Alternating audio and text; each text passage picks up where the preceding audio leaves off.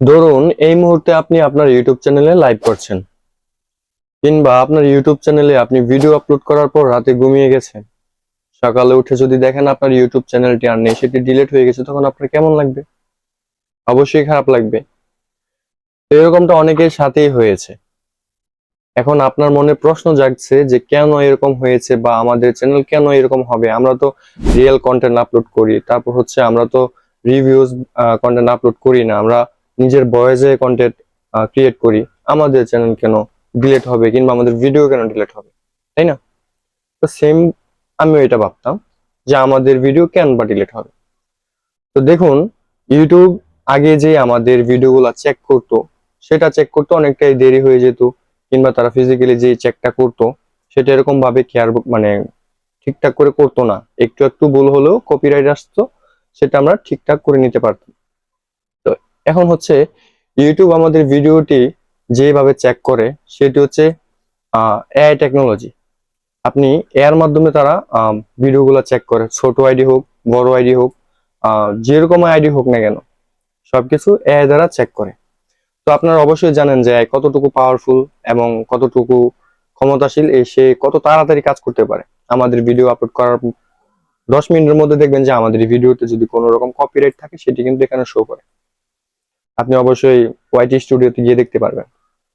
তো যাই হোক, এখন আমাদের ভিডিওটি কেন বা ডিলিট করে করে দিতেছে, কিংবা আমাদের চ্যানেলটি কেন ডিলিট করতেছে? ইউটিউব প্রায় 95 লাখ ইউটিউব ভিডিও এবং 48 লাখ ইউটিউব চ্যানেল ইতিমধ্যে ডিলিট করে দিছে, ঠিক আছে? তো ইউটিউব যেই কারণে ভিডিওগুলো ডিলিট করছে কিংবা চ্যানেলগুলো ডিলিট করছে, চলুন আমরা সেই বিষয়ে আলোচনা করতে পারি। প্রথম বিষয়টি হচ্ছে, আমরা যখন ইউটিউবে ভিডিও আপলোড করি, আমরা যখন ইউটিউবের থাম্বনেল এড করি, কিংবা আমরা যখন ভিডিওতে কথা বলি, সেগুলো কিন্তু অনেক ক্রিয়েটরই ঠিক থাকে না। প্রায় 99% কন্টেন্ট ক্রিয়েটরের এগুলা ঠিকঠাক থাকে না। তারা উল্টাপাল্টা ভিডিও বানায়, বা উল্টাপাল্টা কথা বলে, উল্টাপাল্টা থাম্বনেল। তো এই কারণে, আর উল্টাপাল্টা আপনার টাইটেল, এই যদি ভিডিওর সাথে আপনার টাইটেল, তারপর হচ্ছে থাম্বনেল, তারপর হচ্ছে ভিডিও যদি আপনার বাজে কোয়ালিটি হয়, কথা যদি ঠিকঠাক না থাকে, আর ভিডিওটা যদি স্ক্যাম হয়, তাহলে আপনার ভিডিওটির সাথে আপনার চ্যানেলটি ডিলিট করে দিতে পারে। তো অবশ্যই এখান থেকে বিরত থাকবেন, কারণ অক্টোবর 2024 থেকে এই কাজটি শুরু হয়েছে। তো এখন আমরা 25-এ যারা ভিডিও আপলোড করতেছি বা কন্টেন্ট ক্রিয়েটর হওয়ার ইচ্ছা আছে, তো তারা অবশ্যই রিয়েল ভিডিও এবং থাম্বনেল এবং যে আপনার টাইটেল, সেটি হচ্ছে ভিডিওর সাথে মিলায়া লিখতে হবে, ঠিক আছে? যদি না হয় তাহলে আমাদের ভিডিও কিংবা আমাদের চ্যানেল ডিসেবল করে দিতে পারে। আর হ্যাঁ, একটা কথা মাথায় রাখবেন, আগে আমাদের চ্যানেল ডিলিট হলে কিংবা আমাদের চ্যানেলে কোনো সমস্যা হলে আমরা নিজে নিজে ডিলিট করে নতুন একটা জিমেল দিয়ে চ্যানেল ক্রিয়েট করে নিতাম। কিন্তু এই ক্ষেত্রে এখন এটা হবে না। এখন যদি আপনি চ্যানেল ক্রিয়েট করতে যান, তাহলে আপনার চ্যানেলটি ক্রিয়েট করা হবে না, যদি আপনার চ্যানেল একবার ইউটিউব নিজে থেকে ব্যান করে দেয়।